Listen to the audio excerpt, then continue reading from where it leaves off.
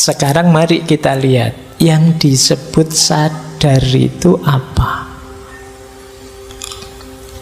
Ada 3 jenis pengalaman yang disebut sadar. Yang pertama namanya phenomenal consciousness atau kesadaran fenomenal. Yang kedua access consciousness, kesadaran akses. Dan yang ketiga self consciousness, kesadaran tentang diri. Jadi yang pertama phenomenal consciousness, kesadaran fenomenal. Kesadaran fenomenal itu kita bisa merasakan pengalaman subjektif ketika kita berpikir, ketika kita merasakan sesuatu, ketika kita berhubungan dengan sesuatu. Ini namanya kesadaran fenomenal. Sensorik, motorik, psikomotorik, kognitif kita kerja dan bisa merasakan sesuatu, berarti kita sadar. Tapi sadar secara fenomenal. Misalnya ya, kita bisa minum. Bismillah. Silakan yang ada minumnya diminum. Yang tidak ada dilihat saja.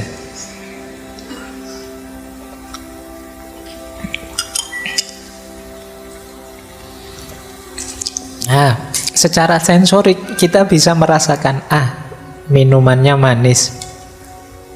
Suka saya senang yang manis-manis. Selain minuman juga saya suka yang manis-manis. Nah, suka atau tidak suka itu emosi. Jadi manis itu sensorik, suka atau tidak suka itu emosi. Kemudian pasti tadi diberi banyak gula, itu kan kesimpulan pikiran. Kita bisa seperti itu berarti kita sadar. Tapi kalau ditanya, Pak, tadi minum rasanya gimana, Pak? Lupa ya, kayak gimana ya tadi rasanya, kok enggak ingat saya, berarti enggak sadar. Nah, ini namanya kesadaran fenomenal. Jangan-jangan ini kelihatan simpel, tapi mungkin sebagian besar pengalaman kita mengalir begitu saja tanpa kita sadari. Ayo kalian tadi berangkat ke sini misalnya, ketemu berapa motor misalnya. Nggak lupa Pak, nggak ngitung saya Pak. Padahal dihitung bisa, tapi kalian kan nggak ngitung, biarkan lewat saja. Itu namanya tidak disadari. Ya, ketika kalian ke sini tadi sudah berapa orang di masjid, ya nggak ngitung Pak, pokoknya banyak gitu saja. Ini secara fenomenal, kita tidak secara serius ingin menyadarinya. Meskipun ya sebenarnya masuk dalam sensasi kita, pikiran kita tidak membunyikannya. Jadi kalau ini kesadaran fenomenal, berhubungan banyak dengan rasa. Kalau kalian bertanya gimana sih rasanya, gimana sih sensasinya, nah ini phenomenal consciousness. Yang kedua, access consciousness, kesadaran akses.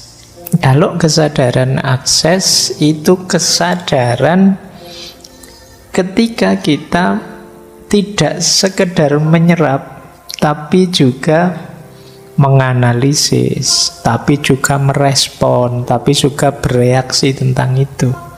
Ini namanya kesadaran akses. Jadi pikiran, kata-kata, atau tindakan sebagai respon terhadap hasil serapan kita itu access consciousness. Berarti memang sadar. Nggak lewat jalan ini lagi, sering macet. Nah itu berarti tadi disadari, terus kalian bisa mengaksesnya, bisa meresponnya. Baik dengan pikiran maupun dengan tindakan, bahkan mungkin dengan kata-kata. Ada orang yang fenomenalnya bagus, tapi aksesnya tidak. Jadi dia tidak berdaya merespon, tidak berdaya, tidak bisa memikirkannya, menganalisisnya. Ini jenis kedua. Ada lagi yang ketiga, kalau ini balik lagi ke dalam membaca diri kita. Kesadaran diri itu, aku itu loh kok suka minuman yang manis ya, padahal kata dokter tidak sehat loh. Terus kita berpikir tentang diri kita, itu namanya self consciousness. Jadi yang disebut sadar itu bisa phenomenal consciousness, bisa access consciousness, bisa self consciousness. Ini jenis pengalamannya. Saya lanjutkan. Kalau informasi, nah inilah cirinya kita benar-benar sadar. Jadi kalau teman-teman ingin menguji saya ini sadar beneran atau tidak, coba lihat 7 aspek ini. Ini konsep ini disebut 7 aspek kesadaran. Dari yang paling fisik sampai yang lebih dalam. Nah, sekarang kita lihat, kita termasuk orang yang sadar apa tidak. Yang pertama, orang sadar itu cirinya mampu menyadari dan menyerap informasi sensorik. Jadi ciri pertama persepsi. Mata bisa melihat, kemudian telinga bisa mendengar, kemudian hidung bisa, hidung itu apa? Mencium ya. Kamu kalau ciuman pakai hidung? Ya, membau. Ya. Terus kalau merasa pakai apa?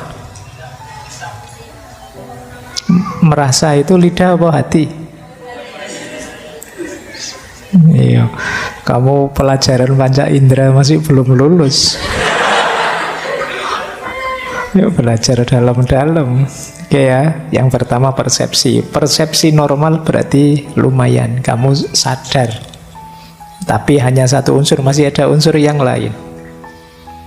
Orang sadar yang kedua, cirinya apa? Attention. Attention itu bisa memfokuskan kesadaran pada hal tertentu dan menyisihkan yang lain. Ini namanya orang sadar. Saya sekarang tak ngaji, main HP-nya nanti saja, berarti kamu sadar.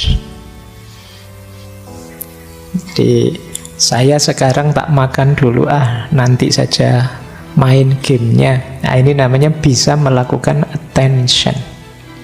Berarti kamu benar-benar sadar. Ada loh orang itu yang sulit untuk fokus, tidak bisa melakukan sesuatu secara penuh perhatian. Nah, orang yang kesadaran penuh itu bisa attention, bisa memfokuskan target kesadaran pada objek tertentu.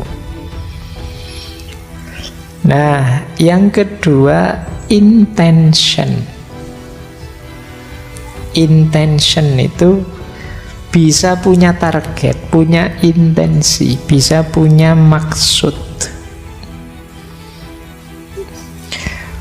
Kalau situasi kayak gini enaknya harusnya kita ngapain ya? Jadi ada maksud yang bisa kita lihat, berarti memang sadar.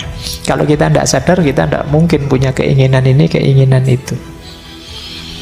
Jadi tidak apa-apa kalau kamu punya teman cerewet, aku pengen ini, aku pengen itu, ya, alhamdulillah, meskipun tidak keturutan, yang penting temanku masih sadar. Jadi dia tidak pingsan, tidak tidur, ya dia masih sadar, alhamdulillah. Nah, ini intention namanya, mampu punya keinginan. Kemudian yang keempat, self awareness, mampu mengenali dirinya. Kalau temanmu sering bilang begini, itu kan kamu, kalau aku begini, berarti dia punya self awareness. Dia tidak tenggelam dalam kerumunan, dia tidak takut mengekspresikan dirinya, tapi dia bisa mengenali, ini loh aku. Terus punya self awareness, mengenali diri sebagai individu yang unik, sebagai diriku sendiri. Itu yang keempat. Yang kelima, orang sadar itu emosinya hidup. Emotional experience. Kita bisa gembira, bisa sedih, bisa marah, bisa cemas, bisa senang. Berarti sadar. Jadi bisa merasakan dan mengekspresikan rasa. Berarti sadar. Gimana ngaji malam hari ini? Nggak tahu ya Pak. Ayo, berarti kamu tadi ngajinya nggak sadar. Kalau nggak cocok, nggak enak Pak ngajinya tadi. Enak Pak ngajinya tadi. Itu kan emosimu hidup, main. Berarti kamu menjalankannya dengan sadar.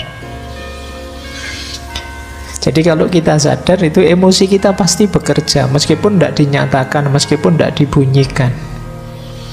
Begitu ditanya, kamu bisa jawab. Misalnya, gimana kuliah hari ini? Wah, nggak kayak minggu lalu Pak, saya agak capek. Kayak itu kan emosimu main. Ketika kamu benar sadar, ini akan main. Kemudian ciri lagi yang keenam, orang sadar itu volition. Volition itu bisa membuat keputusan sendiri secara sadar. Saya ingin tidur saja malam hari ini sampai besok pagi jam 7 misalnya. Itu volition. Bisa memutuskan sendiri, mengambil tindakan sendiri sesuai nilai yang menurut kita benar. Alah, daripada nonton TV tidak ada yang bagus, main game bosen, pegang HP ngapain juga tidak ada yang WA, misalnya tidur aja deh. Itu kan keputusan kita sendiri. Itu menunjukkan kita sadar, namanya volition. Dan yang terakhir, orang sadar itu cirinya metacognition.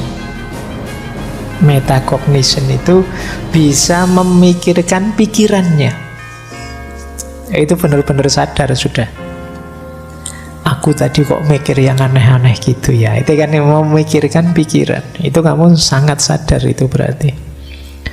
Kok bisa-bisanya membayangkan yang aneh-aneh gitu ya tadi ya. Itu memikirkan pikiranmu sendiri. Ini namanya metacognition. Menunjukkan ya memang kita sadar sih. Bisa mengenali diri kita sampai ke level pengenalan itu sendiri. Jadi ayo dicek ya, teman-teman punya ciri 7 itu apa enggak? Kalau punya, alhamdulillah sadar. Kalau Pak banyak yang hilang Pak, saatnya disadarkan. Orang yang tidak punya 7 itu berarti tidak sadar. Orang yang tidak sadar tidak menikmati hidupnya. Mungkin ada banyak hal menarik, hal nikmat, hal luar biasa, tapi kamu lewatkan begitu saja. Maka hiduplah dengan sadar, dengan yaqzon tadi. Biar apa? Biar bisa menikmati hidup. Apa sih Pak gunanya menikmati hidup? Biar kita bisa bersyukur. Nah, kuncinya kan nanti di situ.